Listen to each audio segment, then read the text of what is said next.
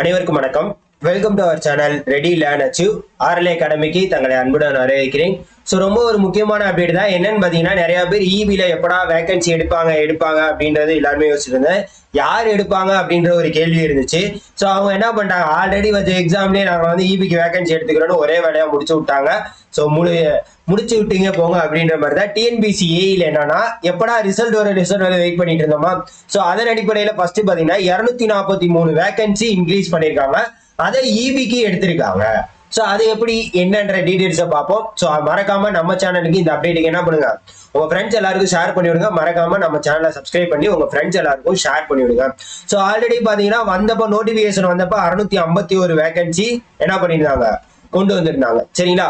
So அதன் அடிப்படையில இப்ப என்ன பண்ணிருக்காங்க அப்படின்னு பாத்தீங்கன்னா, ரிசல்ட் நாளைக்கு வந்துருமா இன்னைக்கு வந்துருமான்னு எல்லாருமே யோசிக்கிட்டு இருந்த தருணத்துல அவங்க என்ன பண்ணிட்டாங்க, முக்கியமா வேகன்சியை நாங்க இன்க்ரீஸ் பண்றோம் அப்படின்னு சொல்லிட்டு இன்க்ரீஸ் பண்ணிட்டாங்க. ஆல்ரெடி பாத்தீங்கன்னா உங்களுக்கு கிட்டத்தட்ட பாத்தீங்கன்னா 341 வேகன்சி இன்க்ரீஸ் பண்ணி 992 இருந்ததை இப்ப என்ன பண்ணிட்டாங்கன்னா 243 வேகன்சி இன்க்ரீஸ் பண்ணிட்டாங்க. ஸோ அது முழுக்க பாத்தீங்கன்னா தமிழ்நாடு பவர் டிஸ்ட்ரிபியூஷன் கார்பரேஷன், அதாவது இபிக்கு முக்கியமா வேகன்சி வெளியிட்டுட்டாங்க. ஸோ அது யார் யாருக்கு என்னன்றதை பார்த்துருவோம். ஸோ அதுக்கு முன்னாடி revised vacancy assistant manager, deputy மேனேஜருக்கும் அசிஸ்டன்ட் இன்ஜினியர் சிவிலுக்கு எதுவும் கிடையாது அப்படின்றத சொல்லியிருக்காங்க. இங்க பாருங்க. ஸோ முக்கியமானது அசிஸ்டன்ட் இன்ஜினியர் எலக்ட்ரிக்கலுக்கு ரொம்ப பெரிய வாய்ப்பு. ஸோ 195 வேகன்சி ஏஇக்கு எடுக்கிறாங்க. அதே மாதிரி சிவிலுக்கு 30, மெக்கானிக்கலுக்கு 25 வேகன்சி லெவல் 1க்கு எடுத்திருக்காங்க. சரியா. ஸோ இதை வந்து என்ன பண்ணியிருக்காங்கன்னா, அந்த கம்பைன் டெக்னிக்கல் சர்வீஸ் நான் இன்டர்வியூ போஸ்ட்ல இன்க்ளூட் பண்ணிட்டாங்க. அதாவது இந்த வருஷம் எக்ஸாம் வருமா நம்ம யோசிச்சுட்டு இருந்தோம் பாத்தீங்களா.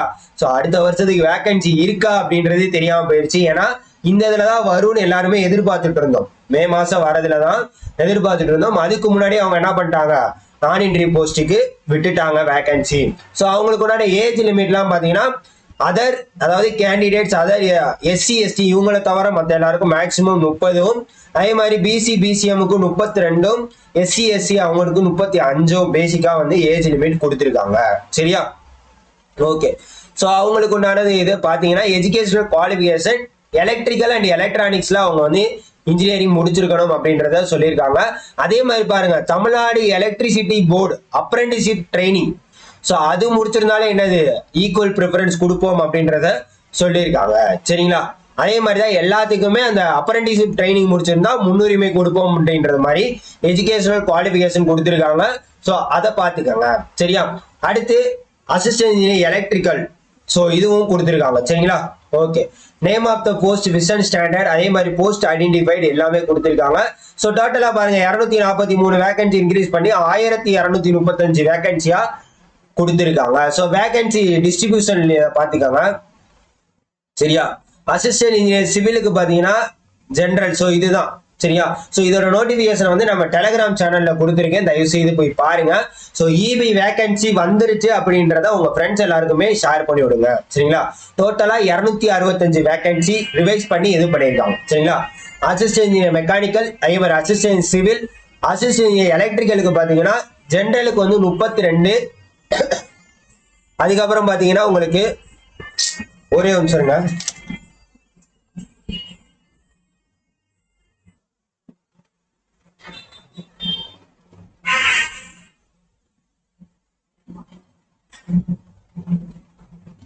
சரியா.